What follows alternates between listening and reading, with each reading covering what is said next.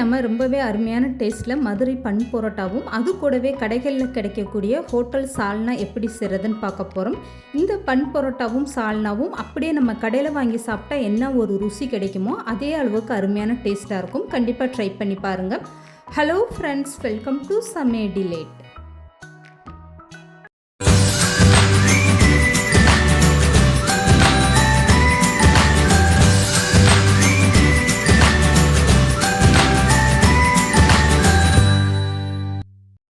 Hotel சுவை சால்னாவுக்கு இந்த மாதிரி நீங்கள் மசாலா அரைச்சி செஞ்சு பாருங்கள். 100% அப்படியே உங்களுக்கு ஹோட்டல் சுவையில் ரொம்பவே அருமையாக இருக்கும். இதுக்காக ஒரு முழு தேங்காய் சின்னதாக கட் பண்ணி எடுத்துக்கோங்க. இது கூடவே 10லேருந்து 15 முந்திரி பருப்பு, 2 ஸ்பூன் அளவுக்கு கசகசா சேர்த்துக்கோங்க, 3 துண்டு அளவுக்கு இஞ்சி, இது கூடவே 5-6 பூண்டு தோல் நீக்கிட்டு சேர்த்துக்கோங்க. இது கூடவே 1 ஸ்பூன் அளவுக்கு சோம்பு சேர்த்துக்கோங்க. இப்போ 4 ஸ்பூன் அளவுக்கு பொட்டுக்கடலை சேர்த்துக்கோங்க. மெயினான விஷயமே இந்த மாதிரி நீங்கள் முந்திரி பருப்பு பொட்டுக்கடலை எல்லாம் சேர்த்து அரைச்சிட்டு அதை சால்னாவில் சேர்க்கும் போது அப்படி ஒரு வாசனையாக ரொம்பவே அருமையான டேஸ்ட்டாக இருக்கும். இப்போ இதை தண்ணி ஊற்றி நல்லா வலுவலுன்னு அரைச்சி எடுத்துகிட்டு வந்துடுங்க. இந்த சால்னாவில் நம்மளுக்கு மெயினாக டேஸ்ட்டு கொடுக்க போகிறதே இந்த தேங்காய் பேஸ்ட்டு தாங்க. இப்போ தேங்காய் அரைச்சி எடுத்து வச்சதுக்கப்புறமா அடுப்பை பற்ற வச்சு ஒரு அகலமான பாத்திரம் வச்சுக்கோங்க. இதில் 3 ஸ்பூன் அளவுக்கு நல்லெண்ணெய் சேர்த்துக்கோங்க. நல்லெண்ணெய் சேர்த்து செய்யும்போது சால்னா வாசனையாக ரொம்பவே நல்லாயிருக்கும். இப்போ இது கூடவே 3 குழிக்கரண்டி அளவுக்கு கடலை எண்ணெய் சேர்த்துக்கோங்க. நீங்கள் முழுவதுமே கடலை எண்ணெய் கூட சேர்த்து செய்யலாம். முழுக்க இந்த பன் பரோட்டாவும் சால்னா செய்கிறதுக்காகவும் நான் கடலை எண்ணெய் தான் பயன்படுத்தியிருக்கேன். இது நல்ல வாசனையாகவும் ரொம்பவே ஹெல்த்தியாகவும் இருக்கும். இப்போ எண்ணெய் நல்லா சூடானதுமே இது கூடவே வாசனை பொருட்கள் எல்லாமே சேர்த்துக்கோங்க. 1 ஸ்பூன் அளவுக்கு சோம்பு, பட்டை, கிராம்பு, ஏலக்காய், பிரியாணி இலை இது எல்லாமே சேர்த்ததும் லேசாக பொரிஞ்சு வந்ததுமே கட் பண்ணி வச்சுருக்க பெரிய வெங்காயம் சேர்த்துக்கோங்க. 2 பெரிய வெங்காயம் தாராளமாக எடுத்துக்கோங்க. அப்போ தான் இந்த சட்டி நிறைய நம்ம சால்னா வைக்க முடியும். இப்போ இந்த வெங்காயம் நல்லா வதங்கி வரட்டும். இன்றைக்கி நான் சால்னாவுக்கும் பன் பரோட்டா செய்கிறதுக்கும் விறகடுப்பு பயன்படுத்தியிருக்கேன். விறகடுப்பில் செய்யும்போது அது நல்ல வாசனையாக டேஸ்ட்டாக இருக்கும். இப்போ கருவேப்பிலையும் சேர்த்துட்டு இது கூடவே 3 தக்காளி, 2 பச்சை மிளகாய் கட் பண்ணிவிட்டு சேர்த்துக்கோங்க. இப்போ வெங்காயம் நல்லா வதங்கி வந்ததும் இந்த நேரத்தில் தக்காளியும் சேர்த்துட்டு நல்லா வதக்கி விட்டுருங்க. இது நல்லா குலைவாக வெந்து வரட்டும். இப்போ இது கூடவே சால்னாவுக்கு டேஸ்ட்டு கொடுக்கறதுக்காக 1 கைப்பிடி அளவுக்கு புதினா இலை சேர்த்துக்கோங்க. நீங்கள் கண்டிப்பாக இந்த மாதிரி புதினா இலை சேர்த்து நீங்கள் சால்னா செஞ்சு பாருங்கள்.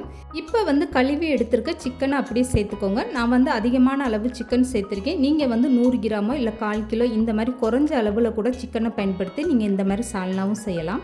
சால்னாவோட டேஸ்ட்டில் உங்களுக்கு எந்த ஒரு மாற்றமும் இருக்காது. குறைஞ்ச அளவில் சிக்கன் சேர்த்து செய்யும்போது சால்னா டேஸ்ட்டு கம்மியாயிரும்லாம் நினைக்காதீங்க. அதே டேஸ்ட்டில் ரொம்பவே சூப்பராக இருக்கும்.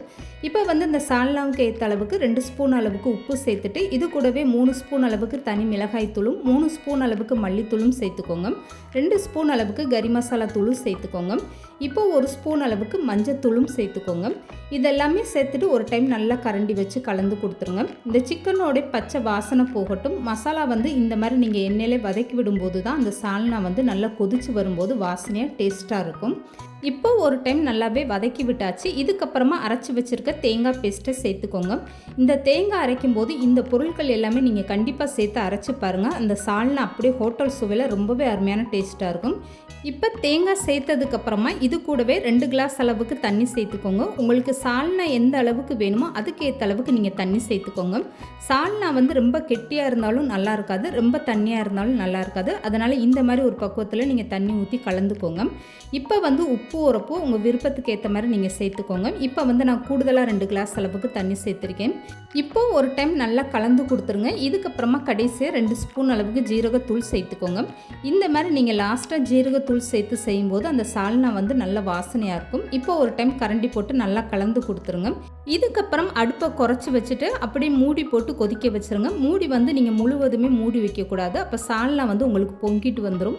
இந்த மாதிரி பாதி அளவுக்கு மூடி போட்டு நல்லா மூடி வச்சுக்கோங்க. இது சால்னா நல்லா கொதிச்சு வரும். இப்போ பன் பரோட்டாவுக்கு மாவு தயார் பண்ணுறதுக்காக நான் 1 கிலோ அளவுக்கு மைதா மாவு எடுத்திருக்கேன். இதை ஒரு அகலமான பாத்திரத்தில் சேர்த்துக்கோங்க. இப்போ மாவுக்கு தேவையான அளவு உப்பும் சேர்த்துக்கோங்க. இப்போ இது கூடவே 1/2 ஸ்பூன் அளவுக்கு சர்க்கரை சேர்த்துக்கோங்க. இப்போ இது கூடவே 1 முட்டை சேர்த்துக்கோங்க. 1 கிலோ மாவுக்கு 1/2 ஸ்பூன் அளவுக்கு சர்க்கரையும் 2 ஸ்பூன் அளவுக்கு உப்பும் இந்த மாதிரி ஒரு முழு முட்டை சேர்த்துக்கோங்க. பரோட்டா மாவுக்கு நீங்கள் ஒரு முட்டை சேர்த்து மாவு பிசையும்போது அந்த பரோட்டா வந்து நல்லா சாஃப்டாக ரொம்பவே சூப்பராக இருக்கும். இப்போ இது கூடவே கொஞ்சமாக தண்ணி சேர்த்துட்டு இந்த மாவை நல்லா மிக்ஸ் பண்ணிக்கோங்க. எடுத்ததுமே தண்ணி சேர்க்காமல் முட்டை சேர்த்து ஒரு டைம் மாவை நல்லா மிக்ஸ் பண்ணி விட்டுட்டு அதுக்கப்புறமா கொஞ்சம் கொஞ்சமாக தண்ணி சேர்த்து மாவை மிக்ஸ் பண்ணிக்கோங்க. நான் சொல்கிற இந்த மெத்தடில் நீங்கள் பரோட்டா செய்யும்போது அப்படியே கடையில் வாங்கக்கூடிய பரோட்டா மாதிரி அவ்வளோ ஒரு அருமையாக இருக்கும். இப்போ வந்து இதில் கடலை எண்ணெய் கொஞ்சம் கொஞ்சமாக சேர்த்துட்டு இந்த மாதிரி மாவு பிசைஞ்சுக்கோங்க. இதுக்கப்புறமா நீங்கள் தண்ணி எதுவுமே சேர்க்க வேண்டாம். மாவு இந்த அளவுக்கு நல்லா கெட்டியாக பிசைஞ்சதுக்கப்புறம் இதில் வந்து நீங்கள் கொஞ்சம் கொஞ்சமாக எண்ணெய் சேர்த்துக்கோங்க. நான் ஆரம்பத்திலே சொன்னது மாதிரி நீங்கள் பரோட்டாவுக்கு கடலை எண்ணெய் சேர்த்து செய்யும்போது அதோட டேஸ்ட்டு இன்னும் கொஞ்சம் எக்ஸ்ட்ரா ரொம்பவே சூப்பராக இருக்கும். இப்போ வந்து மாவை நல்லாவே பிசைஞ்சு எடுத்தாச்சு. இதுக்கு மேலே 2 ஸ்பூன் அளவுக்கு கடலெண்ணெய் சேர்த்துக்கோங்க.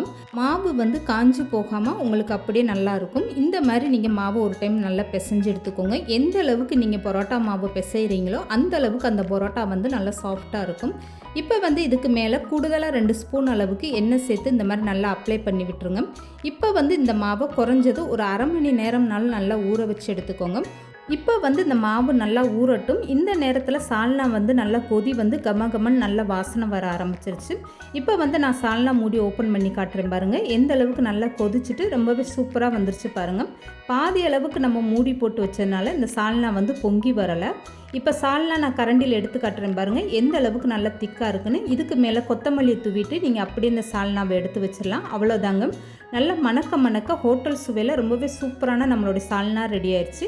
இப்போ வந்து பரோட்டாவுக்கான மாவு அரை மணி நேரம் நல்லாவே ஊறிடுச்சு. நான் வந்து இந்த மாவை அரை மணி நேரம் ஊற வச்சுருக்கேன். உங்களுக்கு டைம் இருக்குதுன்னா குறைஞ்சது 1 மணி நேரம்னாலும் நல்லா ஊற வச்சு எடுத்துக்கோங்க. அரை மணி நேரம் இந்த மாவு ஊறுறதே உங்களுக்கு வந்து பரோட்டா நல்லா சாஃப்டாக தான் இருக்கும். இப்போ வந்து அடுப்பு திண்டில் நல்லா ஈரம் இல்லாமல் தொடச்சிட்டு இந்த மாவை போட்டு இந்த மாதிரி நல்லா பிசைஞ்சுக்கோங்க. எந்த அளவுக்கு நீங்கள் மைதா மாவை நல்லா இழுத்து பிசைகிறீங்களோ நான் ஆரம்பத்தில் சொன்ன மாதிரி அந்த பரோட்டா வந்து நல்லா சாஃப்டாக இருக்கும். இப்போ பாதி அளவுக்கு கொஞ்சமாக நீங்கள் கையில் மாவு எடுத்துகிட்டு இந்த மாவை நல்லா உருண்டையாக பிடிச்சிக்கோங்க. இப்படி கைக்கு இடையில இந்த மாதிரி வச்சுட்டு நீங்கள் சின்ன சின்ன உருண்டைகளாக எடுத்து வச்சுக்கோங்க. இந்த மாதிரி செய்யும்போது உங்களுக்கு மாவு விரிசல் விழுகாமல் ஒரே உருண்டையாக உங்களுக்கு ரொம்பவே சூப்பராக இருக்கும். இந்த மாதிரி நீங்கள் பரோட்டா மாவை தயார் பண்ணி எடுத்து வச்சுக்கோங்க. இப்போ வந்து இந்த பரோட்டா மாவை தேய்ச்சி எடுக்கிறதுக்காக இந்த திண்டில் நான் வந்து எண்ணெய் தேய்ச்சிருக்கேன். இது கூடவே சப்பாத்தி கட்டையிலே லேசாக எண்ணெய் தடவிட்டு இந்த பரோட்டா மாவை எந்த அளவுக்கு நீங்கள் இந்த மாதிரி நல்லா லேசாக தேய்க்க முடியுமோ அந்த அளவுக்கு லேசாக தேய்ச்சிக்கோங்க. இப்போ இந்த மாவை பார்க்கும்போது உங்களுக்கே தெரியும், இந்த கிச்சன் திண்டு தெரியுது பாருங்கள், கண்ணாடி மாதிரி இந்த அளவுக்கு நல்லா லேசாக தேய்ச்சி எடுத்துக்கோங்க. இடையில வந்து உங்களுக்கு மாவில் ஓட்டை விழுந்தாலும் பரவாயில்ல. இப்போ வந்து தேய்ச்சி எடுத்த மாவை இந்த மாதிரி நீளமாக எடுத்துக்கோங்க. இதுக்கப்புறமா லேசாக கையில் இழுத்து விட்டிங்கன்னா மாவு உங்களுக்கு இழுக்க வரும். இதுக்கப்புறமா இந்த மாவு இப்படி நல்லா சுருட்டி எடுத்து வச்சுக்கோங்க. இப்போ வந்து லேசாக எண்ணெய் கையில் அப்ளை பண்ணிவிட்டு இந்த மாவை இப்படி உள்ளங்கையை வச்சு நீங்கள் இப்படி அமுக்கி விட்டுக்கோங்க. அவ்வளோதாங்க. இப்போ வந்து இந்த பன் புரோட்டா ரொம்பவே சூப்பராக ரெடி ஆயிடுச்சு. இந்த மாவை அப்படியே நீங்கள் தோசை கல்லில் போட்டு பொரிச்சு எடுத்துடலாம். இப்போ இதே மாதிரி நான் மீதம் இருக்க மாவையும் தேய்ச்சி காட்டுறேன். இந்த மாதிரி லேசாக எண்ணெய் அப்ளை பண்ணிவிட்டு சப்பாத்தி கட்டையை வச்சு நல்லா லேசாக தேய்ச்சிக்கோங்க. எந்த அளவுக்கு நல்லா லேசாக தேய்க்க முடியுமோ அப்போ தான் உங்களுக்கு பரோட்டா வந்து லேயராக ரொம்பவே சூப்பராக இருக்கும். இந்த அளவுக்கு நல்லா லேசாக தேய்ச்சிட்டு இந்த மாவை ஒன்று சேர்த்து இந்த மாதிரி எடுங்க. இப்போ உங்களுக்கு மாவை பார்க்கும்போதே தெரியும் எந்த அளவுக்கு நல்லா லேயராக வந்திருக்கு பாருங்கள். இந்த மாதிரி மாவை சுருட்டி வச்சுட்டு உள்ளங்கை வச்சு இப்படி லேசாக ப்ரெஸ் பண்ணி இந்த மாவை நல்லா இப்படி லேசாக ஆக்கிக்கோங்க. பன் புரோட்டா வந்து உங்களுக்கு ஓரளவுக்கு கனமாக தான் இருக்கணும், ரொம்ப லேசாக இருக்கக்கூடாது. இதே மாதிரி மீதம் இருக்கக்கூடிய எல்லா பரோட்டா மாவையும் நீங்கள் தயார் பண்ணி எடுத்து வச்சுக்கோங்க. இதுக்கப்புறமா பன் புரோட்டா எப்படி சுட்டு எடுக்கிறதுன்னு பார்க்கலாம். இப்போ பரோட்டா சுட்டு எடுக்கிறதுக்காக நான் வந்து தோசை கல்லில் நிறையாவே எண்ணெய் சேர்த்துருக்கேன். இந்த பன் புரோட்டா வந்து முழுக்க இந்த மாதிரி எண்ணெய் மிதக்கணும், அந்த அளவுக்கு எண்ணெய் சேர்த்து தான் இதை வந்து பொரிச்சு எடுக்கணும். நம்ம மதுரை சைடெல்லாம் பார்த்தீங்கன்னா இந்த மாதிரி தான் பன் புரோட்டா சுட்டு எடுப்பாங்க. நம்ம தோசை கல்லில் தளம்ப எண்ணெய் இருக்கும், அதில் போட்டு அப்படியே எண்ணெயில் போட்டு பொரிச்சு எடுக்கிற மாதிரி தான் இந்த பன் புரோட்டா பொரிச்சு எடுப்பாங்க. உங்களுக்கு ஒரு வேளை எண்ணெய் கம்மியாக வேணும்னா நீங்கள் குறைஞ்ச எண்ணெயில் இந்த மாதிரி சுட்டு எடுத்துக்கோங்க. இந்த மாதிரி நிறைய எண்ணெய் சேர்த்து அதில் பன் புரோட்டா சுட்டு எடுக்கும்போது தான் உங்களுக்கு நல்லா கிறிஸ்பியாக சூப்பராக இருக்கும். இந்த மாதிரி பன் புரோட்டாலாம் ஆசைக்காக எப்பயாவது ஒரு டைம் சாப்பிடுங்க. அடிக்க ஒரு டைம் இதை வந்து சாப்பிடக்கூடாது, உடலுக்கு அவ்வளோ நல்லதில்லை. அதிகமான எண்ணெயில் போட்டு பொரிச்சு எடுக்கிறதுனால இந்த மாதிரி பன் புரோட்டா ஆசைக்காக சாப்பிட்டுக்கலாம். இப்போ வந்து குறைஞ்ச தீயில் இந்த பன் புரோட்டா 2 பக்கம் இந்த மாதிரி நல்லா திருப்பி விட்டு பொரிச்சு எடுத்துக்கோங்க. இப்போ பன் புரோட்டா ரொம்பவே சூப்பராக ரெடி ஆயிடுச்சு பாருங்கள். நல்லா இந்த அளவுக்கு செவந்து வந்துருச்சு. 2 பக்கம் இந்த மாதிரி நல்லா செவந்து வரணும்னா நீங்கள் அதிகமான எண்ணெய் சேர்த்து பொரிச்சு எடுக்கும்போது தான் உங்களுக்கு நல்லா கிறிஸ்பியாக பொரிஞ்சு வரும். இப்போ வந்து மீதம் இருக்கக்கூடிய எல்லா பரோட்டாவும் இதே மாதிரி நீங்கள் சுட்டு எடுத்து வச்சுக்கோங்க. அவ்வளோதாங்க. இப்போ இந்த பரோட்டா வந்து சூடாக இருக்கும்போதே ஒரு 3லேருந்து 4 இந்த மாதிரி சப்பாத்தி கட்டையில் அடுக்கி வச்சுக்கோங்க. அதுக்கப்புறமா கை வச்சு இந்த மாதிரி லேசாக அடித்து எடுத்துக்கோங்க. இந்த மாதிரி நீங்கள் பரோட்டா அடித்து எடுக்கும்போது அப்படியே லேயராக நம்ம கடையில் வாங்கக்கூடிய பரோட்டா மாதிரி ரொம்பவே சூப்பராக இருக்கும். இப்போ அருமையான டேஸ்ட்டில் நம்மளுடைய மதுரை ஸ்டைல் பன் பரோட்டாவும் சால்னாவும் ரொம்பவே சூப்பராக ரெடி ஆயிடுச்சு பாருங்கள். இந்த வீடியோ பிடிச்சிருந்தா லைக் பண்ணுங்கள், ஷேர் பண்ணுங்கள், மறக்காமல் சமையல் டிலேட் சேனல் சப்ஸ்கிரைப் பண்ணுங்கள்.